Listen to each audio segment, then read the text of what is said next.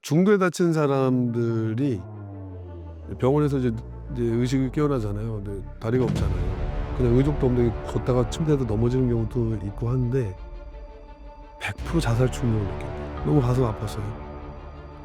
왜 장애를 가지면 죽어야 되죠. 네. 그래서 제가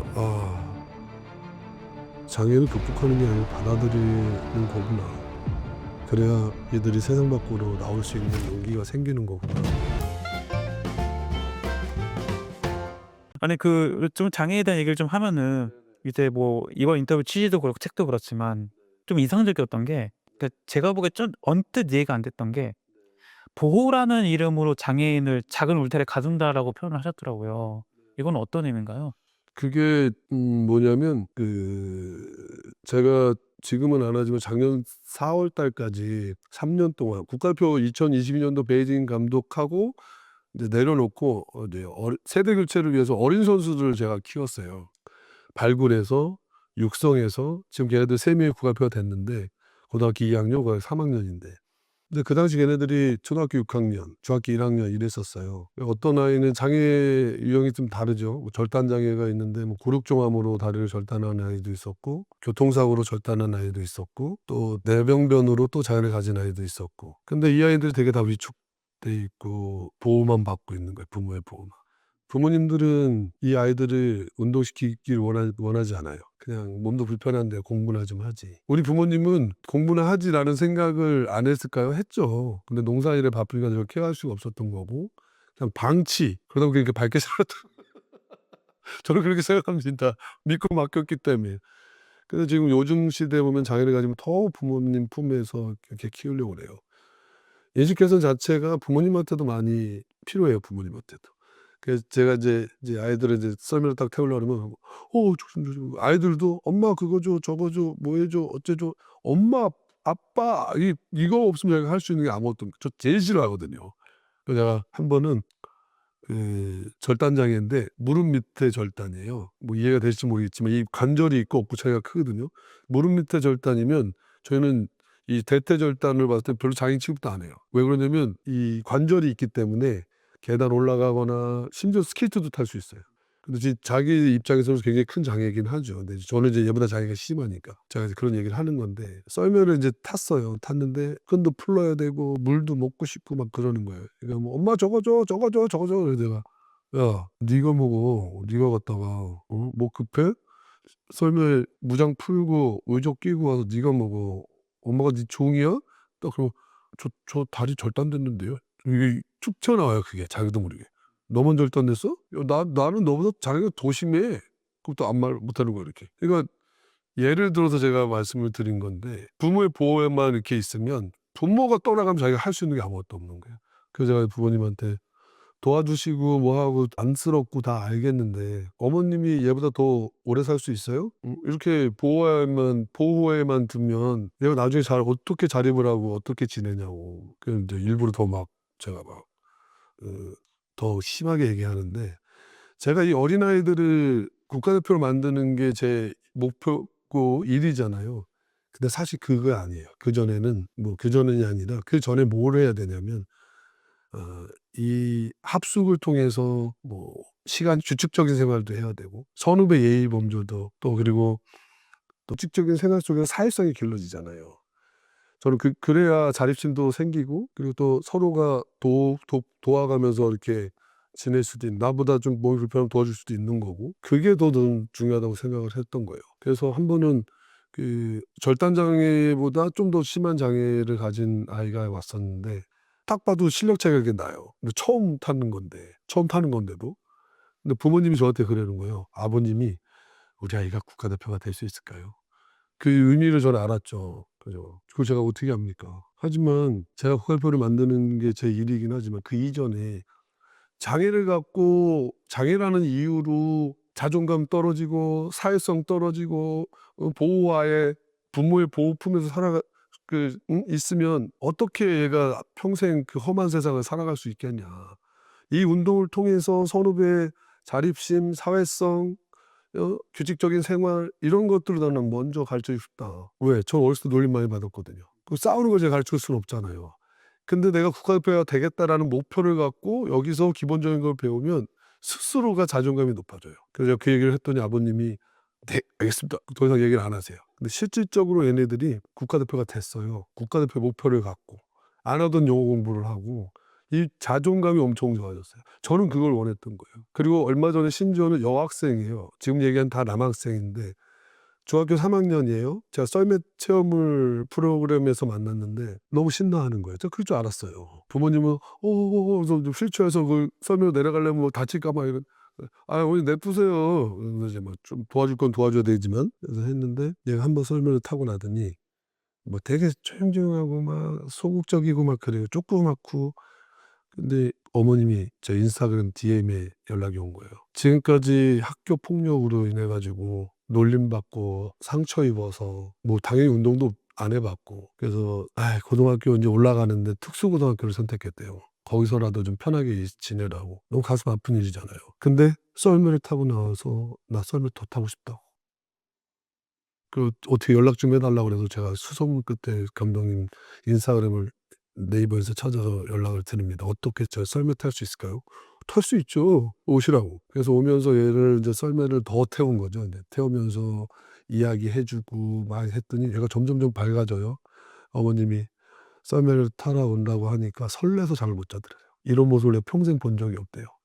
그래서 그 얘기했죠. 그겁니다 어머니. 따뜻한 온실 속에 가둬두시면 안 됩니다. 스스로 할 수 있게 자존심 키워주셔야죠. 이 운동을 하면 자존감이 높아진다니까요. 그리고 이 아이 쌓기 안 해도 돼요. "너 다른 운동도 하고 싶지?" 그랬더니 휠체어 탁구도 하고 싶고 휠체어 농구도 하고 싶대. 그래서 제가 인제 체육회 장애인 체육회 30명 있었잖아요. 체육회 직원들도 다 바로 전화했어요. "너 할 수 있어?" 자 우리 선수 이거 뭐 장애를 가진 어린 학생이 있는데 다 체험 좀 시키고 얘가 정말로 잘할 수 있는 거 이 운동뿐만이 아니라 그거 다 연결 다 시켜 줬어요. 그리고 어저께 신장이 안 좋아서 8시간 대수술을 인제 마쳤는데 끝나고 나서 하는 얘기가 "저 썰매 타고 싶어요. 저 감독님 보고 싶어요." 막 이러는 거예요. 그리고 이 아이가 이 책을 읽었어요. 50 페이지를 딱 읽었대요. 그래서 "야 한 방에 다 읽을 수 있는데." 그랬더니 일단 이 50 페이지를 읽었대요. 너무 공감되는 부분이 많다고. 아이들이 나를 놀렸을 때 그 마음. 내가 참 강연가가 되고 이 책을 낸 그게 목적이었거든요. 중도에 다치든 선천적이든 간에 왜 장애인을 가졌다고 해서 우리는 놀림을 받아야 되고 왜 위축된 삶을 살아야 되는 건가. 이 스포츠가 주는 이 어마어마한 힘을 저는 알고 있거든요. 제 이 자존감이 높아지는 것도 그리고 또 그 수혜를 받았으니 베풀어야죠. 그래서 제가 이제 7년 동안 장애인 식개선 강연을 하고 또 책을 쓰게 된 계기인데 이게 중도에 다친 장애인들을 위해서 제가 강연을 했던 건데 비장애인들이 90% 이상인 거예요. 근데 이들이 또 힘을 얻더라고요. 그래서 제가 장애인식 개선 강사로 활동했던 것을 이 책을 내면서 저 이야기는 다 도전이잖아요. 누군가의 꿈과 희망이길 바라잖아요. 이제는 장애인이 아니라 비장애인, 예비 장애인들이 될 수도 있잖아요. 그분들을 위해서 그러면 내가 살아온 도전했던 이야기들이 동기부여를 줄 수 있는 충분한 이유가 되니 장애인식 개선 강사는 어떤 좀 그 부분만 비춰질 수 있으니 동기부여 강연가로 제가 책을 내면서 "동기부여 강연가입니다."라고 이야기를 하게 된 거죠. 감독님의 책을 읽고 저도 조금 생각을 해 보게 된 것 중에 하나가 저도 장애를 약간 떠올리면은 뭐 선천성인 장애만 많이 생각을 했거든요. 태어날 때부터 저렇게 좀 어려움이 있었겠거니라고 생각했는데 책에서 이제 선천적으로 장애를 가지고 태어나는 사람보다 어떻게 보면 후천적으로 살면서 생긴 장애들 더 많다고 하셨잖아요. 네. 90% 이상이고요. 전 세계는 15%가 다 그래요. 그러면은 어떻게 보면 그 사람들은 내가 진짜 어떻게 보면 정상적으로 자유롭게 활동을 하고 이런 걸 하다가 어느 순간 어떤 사고나 계기로 인해서 갑작스럽고 그런 이제 어려움을 겪게 되는 거잖아요. 그 충격은 훨씬 더 크지 않을까 생각이 드는데. 엄청나게 컸다고 저는 생각이 들어요. 저도 많은 사례들의 이야기를 듣고 하는데 제가 장애인식 개선 강사가 되려고 했던 이유가 같이 운동했던 이 국가대표 선수들이 엔트리가 17명이에요. 근데 17명 중에 선천적인 장애를 가진 사람은 거의 없어요. 다 후천적인데 재해, 교통사고, 그다음에 질병, 의료사고부터 저도 골수형으로 다쳤으니까 재해나 질병, 갑작스러운 사고로 인해서 장애를 갖게 됐는데 장애를 갖는 게 너무나 다양해요. 뭐 진짜 제대 한 달 남겨 놓고 후진하는 탱크에 2 다리 잘린 애 있고 그래서 양절단 절단된 장애가 가진 애 또 뭐 이종격 투기 안 보내 준다고 상처에서 죽겠다고 뛰어내렸는데 안 죽고 2 다리만 잘린 애 또 오토바이 훔쳐 타고 도망가다가 교통사고 나서 또 다리 척수 장애인 된 애 패러글라이딩 묘기 부리다가 기절해 갖고 그냥 낙하산 이거 못 당기고 그냥 추락해서 또 척수 장애인 된 애들도 있고 그 밖에도 뭐 공사장에서 놀다가 그 물건에 아시바라는 그 쇠파이프에 눌려서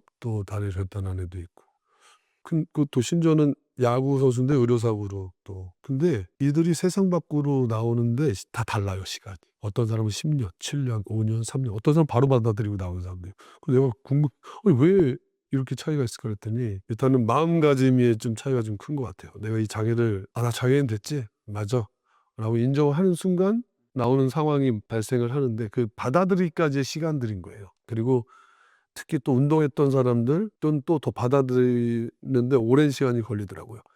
왜냐면 뭐 태권도 7 단이었어. 근데 갑자기 막 똥오줌 못 가리고 감각 없고 이러니까 막 남들 다 했는데 실수하고 이러니까 나오기 쉽겠냐고요. 그리고 이 횡단보도 왔을 때 보시면 그냥 평범하게 하면 되는데 경사로 주는 건 괜찮아요. 요만한 턱이 있어요. 근데 휠체어 앞바퀴가 작거든요. 그 요령만 하면 앞에 살짝 들면 되는데 이걸 못 들어. 제한을 못 하고 나오면. 그럼 저 건너가야 되는데 파란불 나 그럼 뒤에 사람은 도와줄게 했는데 밀는데 그냥 밀면 떨어지거든요. 거기에 또 자괴감 느끼고. 그래서 제가 '아 장애를 극복하는 게 아니고 받아들이는 거구나. 그래야 얘들이 세상 밖으로 나올 수 있는 용기가 생기는 거구나.'라고 저는 생각이 되고 그리고 마냥 병원에 있을 수가 없는 게 그 사람도 누군가의 부모고 자식일 수 있잖아요. 내가 돈을 벌어야 되는 입장이고 그러니까 나오는 거예요. 근데 주변의 환경이 안 도와줘. 2 층에 가서 물건을 사러 가야 되는데 엘리베이터 없고 계단만 있어. 그리고 시각장애인인데 나왔는데 바닥에 점자 블록인데 물건 쌓아 놨어. 가다가 막혀. 청각장애인데 대화가 안 되는데 뭐 수어통역사도 없어. 이걸 누가 해 줘야 되냐고요. 국가가 사회가 해 줘야 되고 그리고 예비장애인들 비장애인들이 인식이 올바르게 갖고 있어야 그런 점자 블록에 물건 치우고 거기서 장사하잖아요. 뭐 포장마차 뭐 이런 거. 그러니까 세상 밖으로 용기를 내서 나왔는데 그런 장애물들을 만나니까 다시 돌아가는 거예요. 그래서 제가 너무 안타깝고 인식개선 강연을 하거나 동료회 강연할 때 그런 얘기들을 하거든요. 국가와 사회가 기본적으로 해 줘야 되는 거고 그리고 모든 사람들이 왜 이런 것들을 해 줘야 되는지를 충분히 인지를 하고 있어야 더더욱 더 많은 사람들이 세상 밖으로 나올 수 있고 장애인분들이 그리고 내가 나왔는데 도움 없이 내가 모든 걸 할 수 있네? 그러면 더 이제 자신감이 생겨 더 나오게 되고 활동하게 되는 거죠. 제가 여름이면 반바지를 입어요. 근데 이거 입는 데까지 불과 절단하고 10년 만에 반바지를 입었어요. 남들 시선이 싫어서. 자기를 받아들였다고 생각했는데도 그래요. 근데 인제 2010 년도 캐나다 밴쿠버를 갔더니 양절단인데 반바지를 입고 로봇처럼 걷는데 멋있더라고요. 그래서 그다음부터 반바지를 입는데 멋있대요. 그리고 이제 운동도 제가 웨이트를 계속하는 이유가 반바지 멋있게 입었는데 배 막 이만큼 나오고는 좀 그렇잖아요. 그래서 이왕 멋있는 거 좀 더 멋있어야 하려고 운동도 지금 저는 웨이트를 꾸준히 하고 있거든요. 여러 가지로 어떤 선한 영향력을 좀 보여주고 싶었고 또 그러면 이게 뭐 이 영상을 보시는 장애인일 수도 있고 장애가 아니신 분도 있을 수 있겠지만 그 받아들인다는 게 뭐가 그렇게 다른 차이를 만들어 낼까요? 그러니까 예를 들어서 뭐 이미 뭐 내가 어떤 사고를 당해서 장애가 생겼어. 뭐 받아들이든 받아들이지 않든 뭐 현실적 어려움은 같잖아요. 근데 내 태도나 내 생각이나 내 마음에서 이걸 받아들였다라는 게 어떤 의미를 가지고 이게 어떤 삶의 변화를 어떻게 일으킬 수 있을까요? 생각에는 그 요 얘기를 안 했는데 연결 져서 제가 말씀드리면 이 받아들이는 건 사실 나 장애인인 걸 인정하는 거예요. 그게 뭐 인정을 안 했을 때는 그러니까 중도에 다친 사람들이 병원에서 이제 의식이 깨어나잖아요. 근데 다리가 없잖아요. 심지어는 이 다리 절단하면 있는 것 같이 생각이 돼서 그냥 의족도 없는데 걷다가 침대에서 넘어지는 경우도 있고 하는데 100% 자살 충동을 느낀대요. '내가 이 몸 갖고 어떻게 살아갈까?' 심지어는 요만큼 화상 입은 사람들 긴팔을 안 입어요, 그 트라우마 때문에.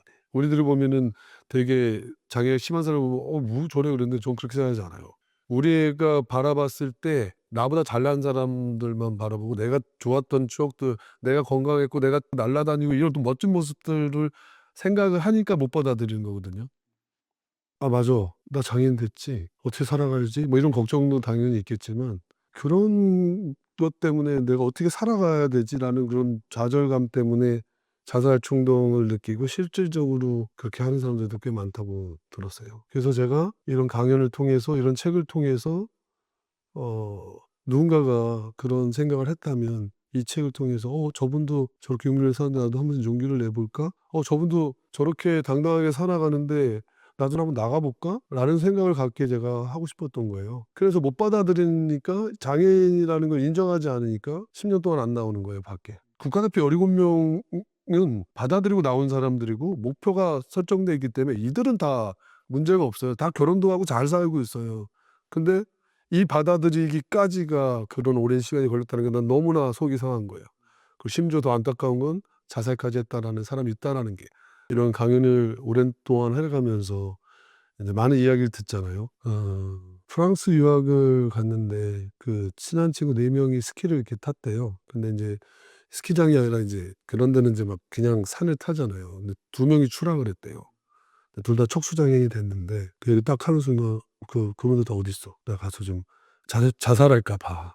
그 얘기를 찾아가서 좀 상담 좀 하자." 둘 다 죽었다는 거예요, 자살해서. 왜 그래 너무 안타까웠죠. 근데 첫 번째 친구 둘 다 한꺼번에 죽은 게 아니라 첫 번째 친구가 이 막 내 몸 다리가 내 몸대로 안 되고 감각도 없고 대소변도 내가 위에 쌌는지 안 쌌는지 모르고 그리고 또 수치감 때문에 또 어떻게 그런 자살을 하게 됐는데 그 죽은 친구를 보고 또 친구가 따라 죽은 거예요. 너무 가슴 아팠어요. 왜 장애를 가지면 죽어야 되죠. 예. 그렇게 되면 가족들도 같이 절망을 하고 심지어 가족도 같이 자살한 분도 있어요, 부모님이. 예. 이게 얼마나 귀한 생명인데. 그래서 시작하게 됐던 것 같아요. 이제 이런 얘기들은 진짜 뭐 어디서도 뭐 방송에서도 보여주지 않으니까 사실 주변에 장애를 가진 분이 없는 사람이라면은 사실 상상도 못하는 어려움이네요, 이게 진짜. 많죠. 많고 저는 뭐 50년 넘게 지금까지 예 장애를 살았고 그리고 운동을 하는 순간 30년 동안 그 다양한 장애 유형을 가진 분들하고 경험을 했기 때문에 그분들이 이야기 속에서 참 많은 걸 또 느끼죠. 그리고 뭐 책 속에도 있지만 제가 생각나고 미안하게 생각했던 부분들이 화상 장애인데 정말로 처음에 무서웠어요. 이 손도 너무 화상이 심해서 하얀 결혼식 때 끼는 장갑을 끼고 오는데 입도 삐뚤어져서 음식 먹을 때 막 흘리고 처음엔 너무 무섭기도 하고 내 앞에서 밥을 먹는데 막 구역질까지 났었어요. 근데 1 번, 2 번, 3번 보니까 그거 아무것도 아니더라고요. 저 밥풀떼기 묻었다고 떼어주고 사실 인식 개선이 다른 게 아니라 자꾸 부딪혀 보고 같이 겪어보면 똑같은 사람이구나. 나랑 다르다는 건 틀렸다, 잘못됐다가 아니잖아요. 누구나 또 장애를 가질 수 있고. 근데 장애인들이 그래서 세상 밖으로 나와야 돼요. 근데 이렇게 환경이 안 좋으면 안 나오거든요. 그리고 심지어 중도에 다친 사람은 지금도 계속 발생하고 있어요. 그 노인성 장애도 있잖아요. 갑작스런 이분들 어떻게 살아갈 거예요. 이게 국민들의 문제가 아니고 국가가 사회가 먼저 해 줘야 돼요. 그리고 지금도 많이 노력하고 많이 애쓰는 거 아는데 아직도 좀 많이 부족하다고 생각해요. 그러니까 어떻게 보면 진짜 이게 우리 사회가 진짜 장애인과 비장애인이 진짜 어떻게 보면 구분이 딱 되어 있는 사회 같네요. 이게 왜냐면은 저도 사실은 뭐 이렇게 뭐 작가님도 많이 만나고 사람 많이 만난다고 하지만 뭐 이제 장애를 가지신 분과 뭐 긴 대화를 한다거나 뭐 심지어는 뭐 어디 대중교통을 타고 이동할 때도 잘 만날 수가 없거든요, 사실은. 그쵸. 예. 그 말씀하신 대로 그만큼 뭐 비장애인이 장애인을 만나거나 접촉할 수 있는 기회가 줄어든 거고 줄어드는 만큼 당연히 더 모를 거고 또 거기서 뭐 다양한 뭐 미디어나 이런 나오는 이런 이미지들만 보고서 여러 가지 뭐 상상이나 오해를 또 할 수 있고 이것들이 또 격차를 또 벌리게 되는 맞아요. 예. 이런 문제들이 계속 악순환이 어떻게 보면 되는 거네요, 이제. 제가 책에 없는 내용인데 요즘에는 예전에 제가 그 구리시에서 버스를 타고 청량리에서 지하철을 타고 갔잖아요. 엘리베이터 없었거든요. 내려갈 때는 그 계단도 엄청 많잖아요. 내려가는데 제일 뒤통수가 그랬던 게 올라갈 때야. 뒤에 쫓아오는 사람 내 못 밟고 올라가는 모습들을 볼 거 아니에요. 너무 쉬웠어요. 근데 지금은 에스컬레이터가 생기고 엘리베이터가 생기고 너무 좋아요. 근데 제가 가끔 인제 대중교통을 이용하거든요. KTX를 타거나 이제 이용을 하는데 재밌는 게 에스컬레이터도 있고 엘리베이터도 있어. 근데 엘리베이터 앞에 30명이 걸음이 저보다 빠르니까 쫙 서 있는데 뭐 할아버지도 있고 또 캐리어든 교통약자들, 유모차 다 이해해요. 근데 뒤에서 보면서 흐뭇한 거예요. 그렇게 지하철 뭐 타면서 시위할 땐 뭐 물론 충분히 이해도 돼요. 그분이 출근할 때 그런 거 하니까. 근데 사실은 어떻게 보면 그분들 때문에 이게 만들어진 거거든요. 근데 이용자 90%는 장애인이 아니에요. 이동 약자가 있는 거예요. 제가 뭐 맨날 반바지만 입는 게 아니잖아요. 겨울 같은 경우에 긴 바지 입는 경우. 그리고 또 심지어는 지하철을 탔어요. 그럼 저 노약자석에 앉을 수 있잖아요. 앉으면 위아래로 훑어요. 이렇게 어이씨 이 덩치도 있고 젊은 저 나이 먹었지만 위아래를 훑어. 떡대도 안 일어나? 막 눈빛이 이래요. 그럼 바지를 싹 걷어 갖고 의욕을 보여줄까 하다가 여기 앉으세요도 아니에요. 그냥 자리 양보하고 저쪽에 서 있어요. 그래서 혼자 웃어. 거울에 비친 모습을 보고. 또 그리고 반바지를 딱 입고 앉으면 인제 이상한 눈으로 보지는 않죠. 근데 어떤 80 먹은 할머니가 저를 다리 한 번 보고 얼굴 한 번 보고 위아래로 훑어. 그럼 저 앞에 보고 있다가 이건 시선이 느껴지잖아요. 딱 봐요. "왜요? 불쌍해 보여요? 얼굴은 잘생겼는데 불쌍해 보여요?" 그랬더니 그러면은 제가 제 나이를 감흥을 못 하시니까 그럼 제가 딱 사진 보여주고 "할머니, 어머님이지 어머니. 제가 이렇게 메달도 따고 2 딸 이렇게 이쁜 딸도 있고 이렇게 와이프도 있어요. 그래도 불쌍해 보이죠?" 뭐 이렇게 즐겨 제가 즐기고 또 한 번은 계단 딱 내려서 이제 걷는데 이제 의족을 안 보여주면 좀 다리가 좀 불편한가 요 정도고 뭐 뼈나 이러지 뭐 이 대퇴 다리가 절단된다는 모르잖아요. 딱 걷는데 에스컬레이터 엘리베이터가 고장 난 거야. 근데 한 8살 된 꼬마아이와 엄마인데 한 40 대신 엄마인데 캐리어가 막 2개가 있고 막 그러니까 한 번에 못 올라가. 올라다가 다시 내려와야 되는데 그게 또 걔들이 많잖아요. 내가 이제 긴 바지 입었으니까 딱 이따가 물어는 봐야 되니까. 그래서 딱 섰어요. 도와주고 싶으니까. 딱 서서 "제가 도와드려도 될까요?" 그랬더니 도와달래요. 보니까 멀쩡하게 보이잖아. "먼저 올라가시라고." 그랬더니 먼저 올라가시지." 탁 들고 탁 메고 그냥 쫙 올라가는 거야. 또 제가 천천히 올라가면 또 미안할까 봐 막 올라가고 탁 "네 가보겠습니다." 이러고 이게 뭐냐면 제가 비장애인분들한테 양보할 때도 되게 많아요. 그리고 이직교정 강연할 때도 딱 보면 "장애는 아픈 사람이 아니고 몸이 불편한 사람이다. 내가 어디가 아파 보이냐?" 그러면 아이들이 "아니요. 추성훈 같아요." 막 뭐 이렇게 얘기도 하고. 그러니깐 장애인들 볼 때 아픈 사람이니까 무조건 도와줘야 되고 무조건 보호해 줘야 되고 이런 생각을 안 했으면 좋겠다. 장애인들도 스스로 할 수 있는 건 스스로 하기를 원한다. 그리고 도와줄 때 꼭 물어보고 도와줘라. 뭐 이렇게 얘기를 7 년째 하고 있습니다.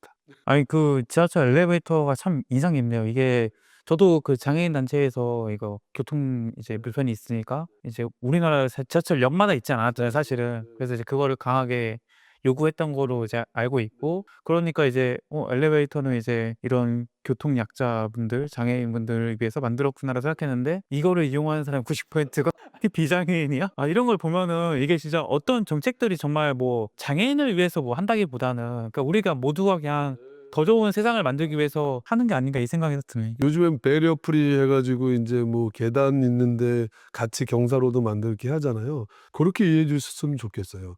이 장애가 제일 심한 분들 있잖아요. 예를 들어서 뭐 휠체어인데도 인제 뭐 장애 유형들이 너무나 많아요. 근데 제일 중증 장애인들에 맞춰서 이 문도 좀 더 넓혀 주시고 뭐 이렇게 엘리베이터도 좀 크게 만들잖아요. 근데 이게 장애만 이용하는 게 아니에요. 그들에 맞춰서 그들의 시설을 마련해 주고 우리도 우리만 이용하려고 그렇게 해 달라는 게 아니거든요. 제일 장애가 심한 사람의 관점에서 그런 건물이나 환경을 바꿔 주잖아요. 다른 사람들도 비장애인들, 교통약자들 더 편해요. 맞아요. 그래서 같이 더불어 살아가는 데 도움이 되죠.